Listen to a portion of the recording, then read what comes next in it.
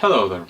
Today I'm going to guide you through a job which I find to be really mundane, but in this particular case I can't put it off anymore. And that job is replacing of a fork on a bicycle, in this particular case on my touring bike, with a new one. The reason for the change I'm going to be doing is fairly simple. The old fork is pretty worn out and this one is of much higher quality. The fork I'm going to be replacing is a Santoor NCX Lite, which in spite of the name weighs over 3 kilograms because it's a coil fork. It barely has any dampening, and at this point in time it is so worn out and has so much play on the stanchion here that it takes my my steering input as a mere suggestion into which direction to travel. The fork I'm going to be replacing it with is another Santoor unit.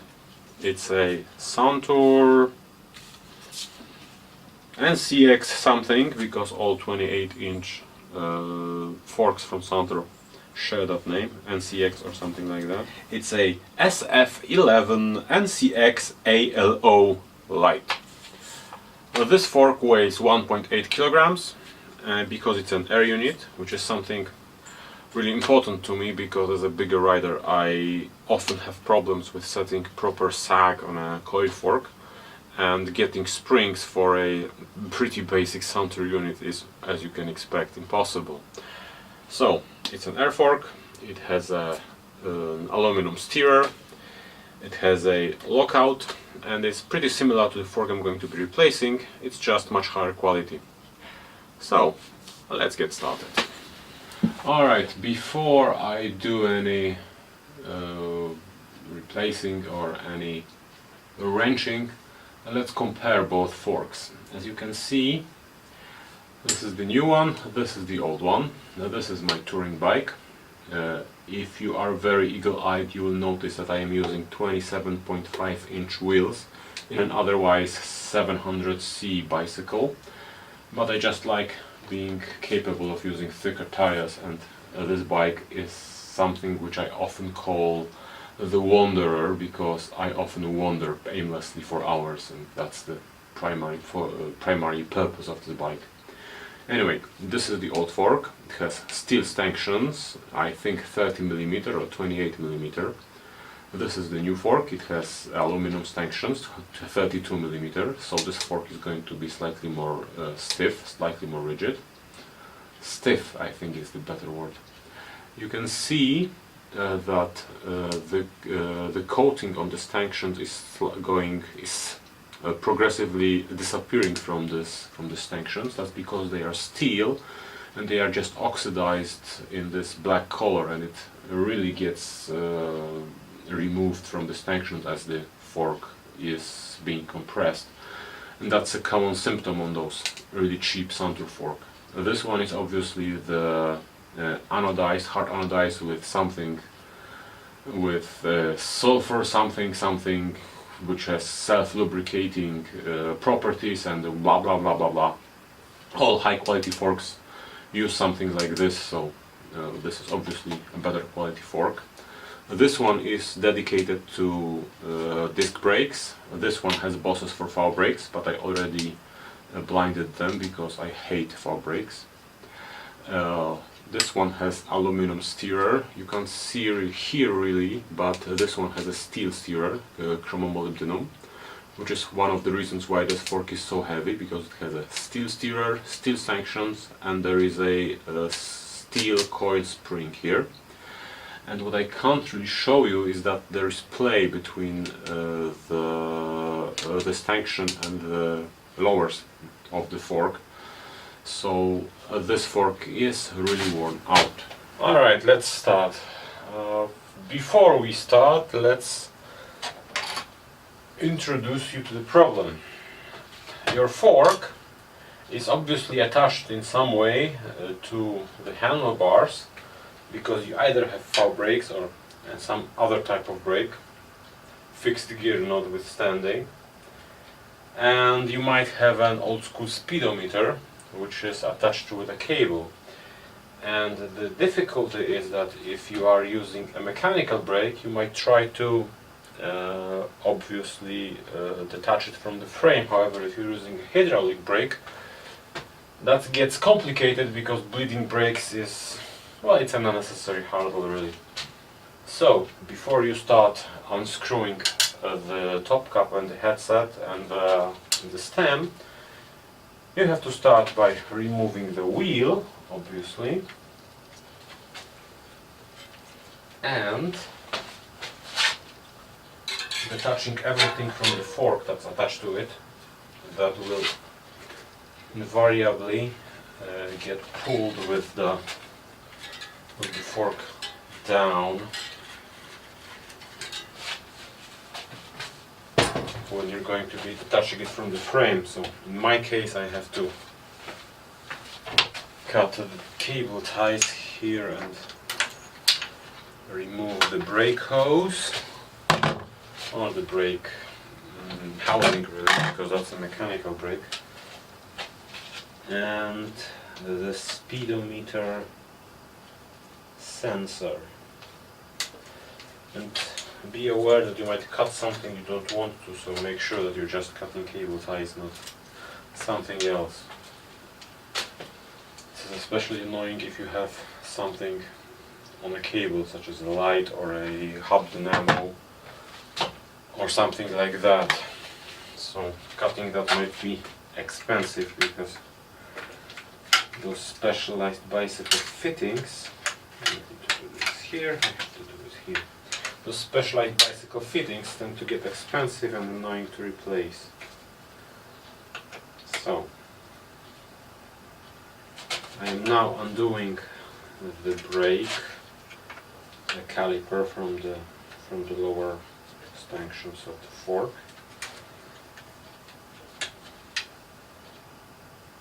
And if you are using FAW brakes, it might, or some other type of rim brake, it might be wise to do the same, just detach it from the frame instead of trying to remove it later. Okay, obviously something is going to be hanging off the bike, so it's not a bad idea to wrap it around the frame so it won't bother you again. Now I have everything detached from the fork, so let's undo the top cap of the headset.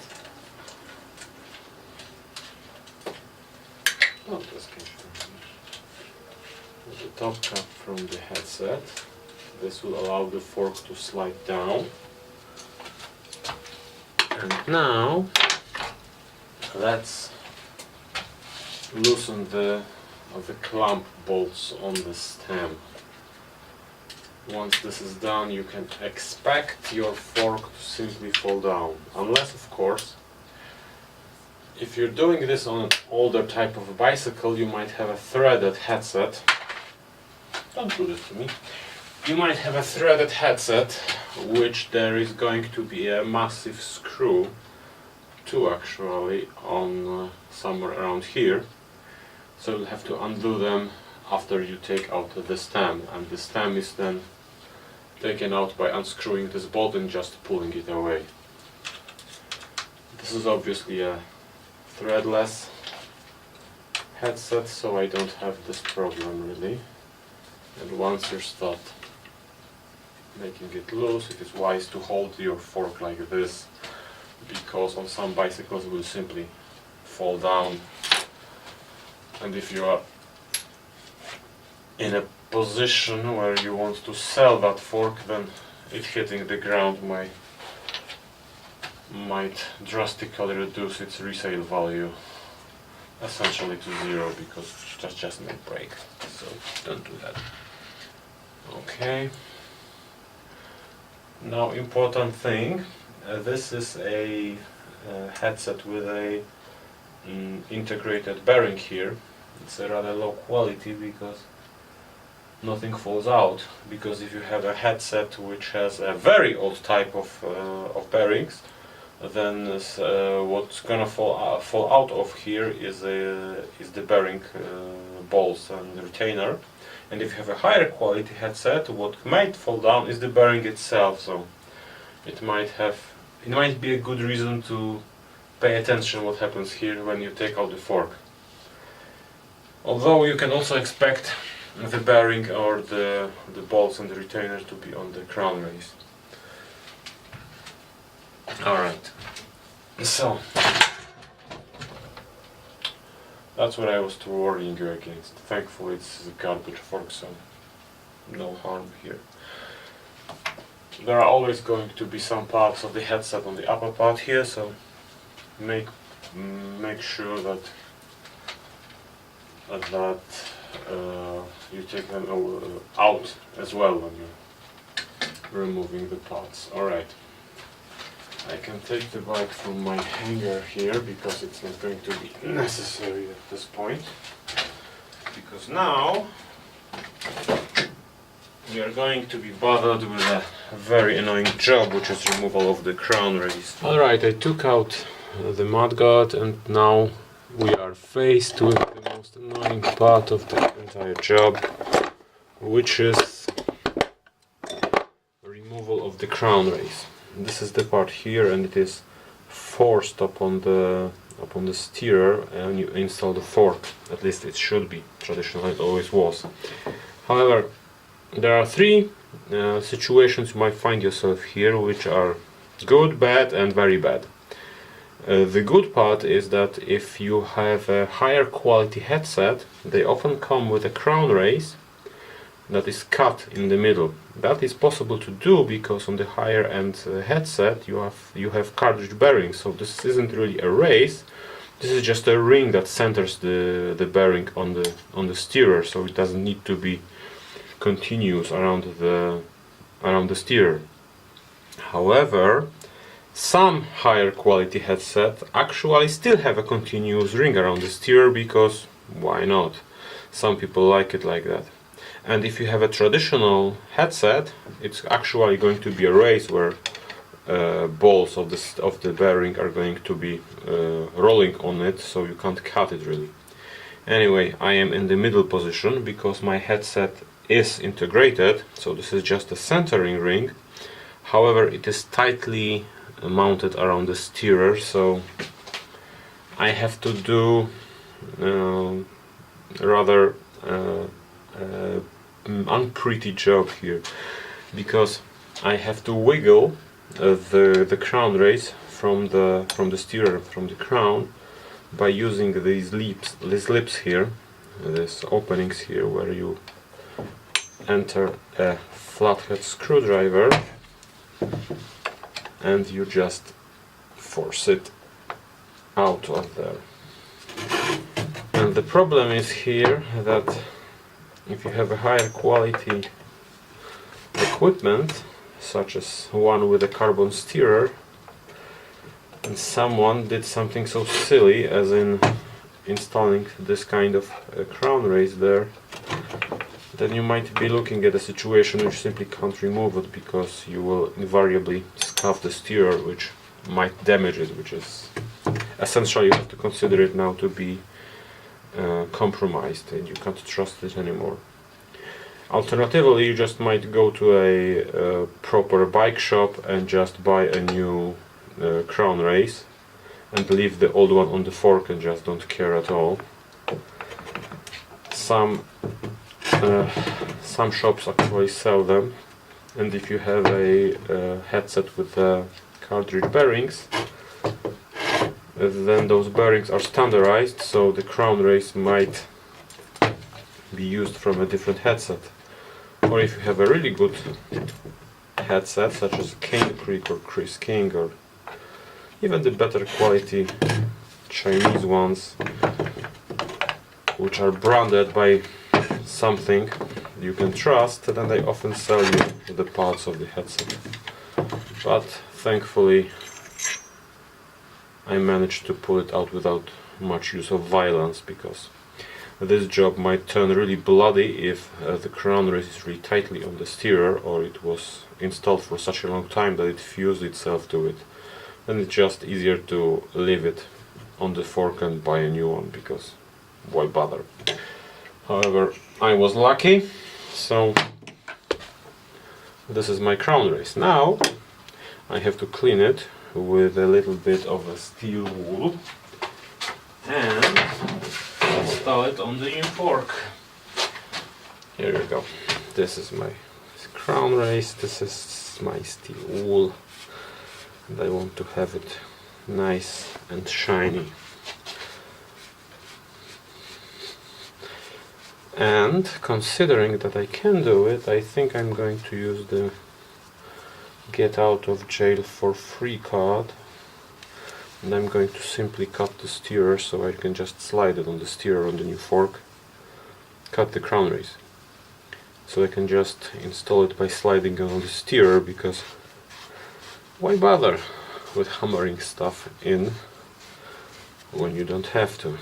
This is pretty much the reason why some crown races are just cut, because why would you want to bother with forcing something when you don't need to? And if you have a carbon fiber steerer, you essentially have to use a cut crown race, because carbon fiber is an interesting material that doesn't show you that it's damaged. It just breaks with no warning. So if you are in an unlucky situation that you damaged your steerer when you try to hammer the crown race on the fork, then you are in trouble. I think this is clean enough, so I just cut it now with a hacksaw. Reminder: if you have a headset which doesn't use a cartridge bearing, then don't do what I'm doing, because if balls are racing on the crown race, hence the name, and there is a gap in there, you're going to essentially damage the headset. So once again, why spend money when you don't have to? However, I am not in that situation, so I'm cutting this because I'm lazy and I don't want to hammer it on the steerer of my fork, especially if it's a new one. So I'm vain like that.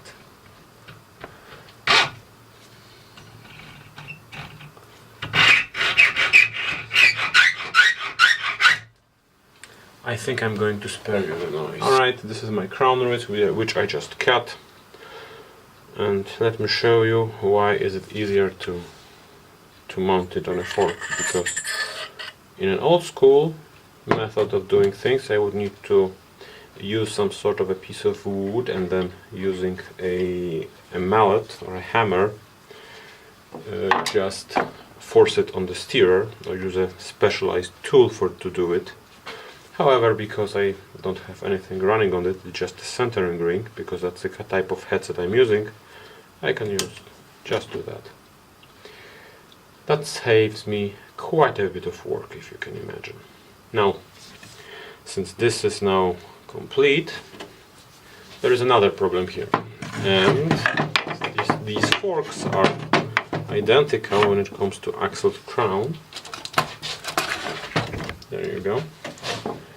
These forks are identical when it comes to axle to crown. However, my new fork has a longer steerer, and my old fork has been sized perfectly for my bike. As I said before, I have it perfectly tuned, so I need to cut the steerer. Now, if you're replacing a fork because you want a longer steerer, you obviously don't want to be doing that. And if you're unsure how much steerer you want, cut it later. Just install the fork, set your stem the way you want it, search for a proper position, and then cut the steerer and install the star nut. You don't need to ride for a long time to get what sort of bar height you want. However, I know perfectly what I want, so I just need to cut the steerer and install the star nut. And in order to cut the steerer, I'm going to be using a pipe cutter. which is the easier type of doing this. If you're using a carbon steerer, once again, there's always an exception here, you need a specialized tool for this, because carbon steerers need to be cut in a specific way. However, this is aluminum one, so I can use just a good old pipe cutter, and it makes this job. What's important is that you should, if you're doing this the way I'm doing it, because you already know what length of steerer you need, you just need to mark more or less the height of your where you want the steerer to end. Cut a little bit more than that, because you can do it with a hacksaw. Regardless of what you're going to be doing with, you're going to have a sharp edge at the top of the steerer, and you don't want that, because that's ugly and makes installation of a stamp rather annoying. So I'm going to set my pipe cutter somewhere around here. I'm going to add 5 or so millimeters more. 5 millimeters, that's maximum what I need. Now I'm going to cut it. I hope you all know how to use a tool like this. If you don't have it, you can buy it in just about any well-equipped hardware store for minimal amount of money. And it makes this job much easier, because you can always do it straight, and you will don't need to bother with a hacksaw. However, if you're cutting a carbon steerer, you obviously can spend a little bit of money to buy a cutting guide for steerers. Park Tool makes one, I believe. And you need a special hacksaw for carbon fiber. Using one for steel or aluminum or for metals is not recommended. Okay, but just a reminder.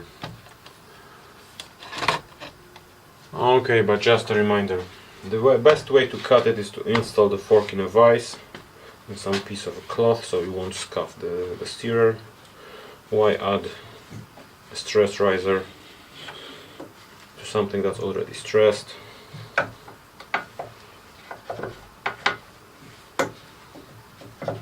Oh, there you go. To something that's already stressed, and just use the pipe cutter the way you should. Okay, I cut my steerer. You can see the reminder. Most pipe cutters aren't really capable of cutting through something very thick like an aluminum steerer. So what I did just now is to mark the circle around the steerer as I was using the pipe cutter, which created a groove around the steerer, which was just enough to guide a hacksaw through the steerer. So I have it straight, and regardless of what I did, I still have a little bit of rough spots here, which means I have to debar it.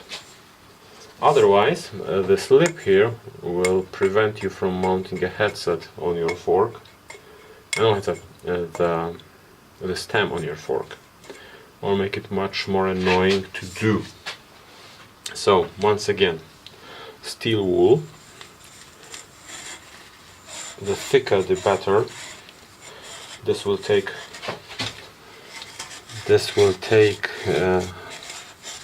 care of the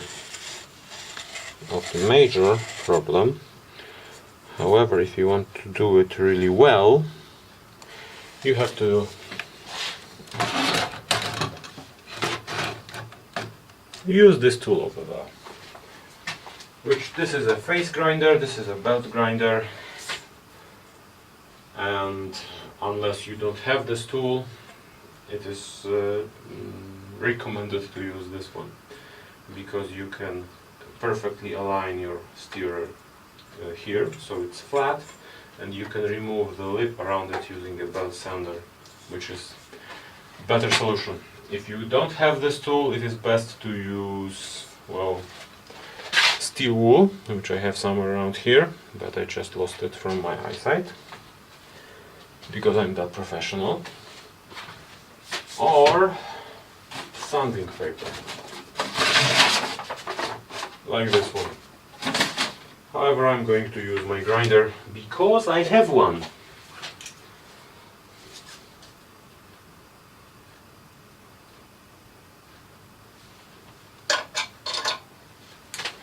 Obviously this is a rather noisy job, so I'm going to save you from it. Now I have a perfect flat surface here, and now I just need to take care of the lip around my fork. And now I'm done. Now it's time to install the star nut, and I'm not going to show you how to install a star nut here, because there is a video on the channel which shows you precisely that job, and I'm going to use the same method.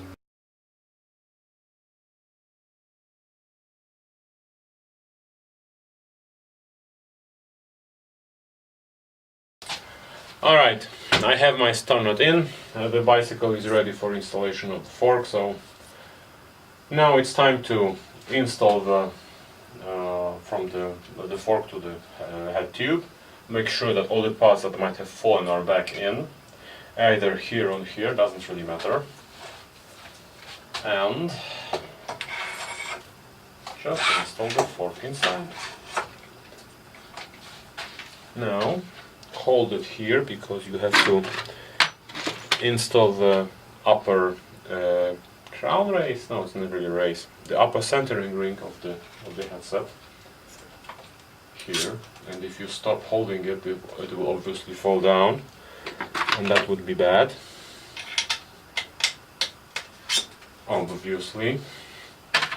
I need to stop talking obviously all the time. It's a brain fart. That's bad manners, I think. Now, if you are reinstalling the handlebars, you might want to take into account that cables might get mixed somewhere in the process. So it is good to make sure that they don't, because once they get entangled here, it's a detail you want to avoid dealing with, because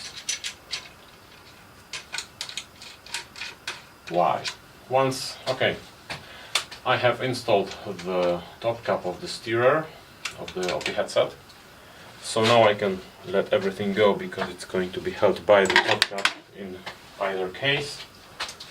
Now I just screw with it slightly, so I take out some of the play here, but I will adjust the headset later. Now I have to install the brake caliper back.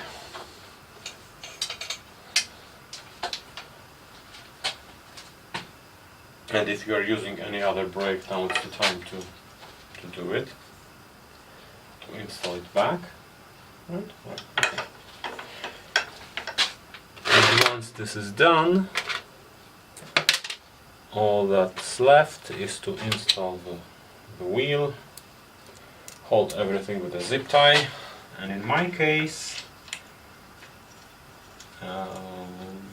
install the fender, the mudguard. And obviously once everything is on wheels and you can ride your bike, you have to adjust everything. So you have to add air if you're using an air fork, or the new fork is an air fork. You have to turn the preload if you're using a coil fork. You have to adjust all the damping your fork might have, especially if it's the higher quality fork, so it has all the humanly possible types of damping, even if you don't need it. But you paid for it, so you might want to use it. And in my case, I'm going to remove this old speedometer mount because I need to install a new one anyway, because I lost the computer a few days ago. I have to hold everything with a zip tie because Santor forgot that a fork which can house disc brakes should also have a boss or some sort of a guide for the hose for that disc brake, because who installs disc brakes on forks which can install disc brakes, right? And I think this is going to be everything there is to be done in this particular type of job. Where is my knife? Here it is. So, once I get all the details, I'll show you the end result. But first I need to get all the details done. This is not necessary. The mudguard. This is more or less done. Okay, I need a zip tie to hold the brake hose.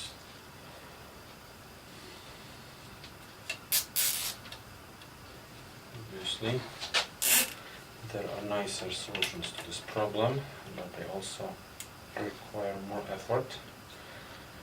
So I'm not going to be doing them, but I probably should. Oh, there you go. And my housing is installed. All right, I'm going to adjust the brake because I'll be forced to do it because obviously different fork, different spacing, different everything, different tolerances. I will reinstall the mudguard, and this is just about everything you need to know about this particular type of job. The important part being that once you install everything, install the wheel back. I can do it already. Make sure that every bolt in the headset area, so the top cap, the pinch bolts of the stamp, or whatever bolts out there, are properly tightened, because you would be surprised how annoying it is if you have a stem that isn't properly clamped to the steerer. I would not recommend that. So there you go. I need to adjust the brake ever so slightly. So, and this is just about everything that is to be done here. Tighten everything into spec, but that's going to require a little fiddling, which is boring, so I'm not going to show it to you. But tighten everything down, mount all the accessories you might have taken away, and this is everything you need to know, and you need to know what you need to do when you're replacing a fork. So thank you for your attention, even if you are just listening to my rambling. Don't forget to subscribe, like this video if you liked it, don't dislike this video if you didn't like it, because my fragile ego requires those upvotes, and see you in the next one.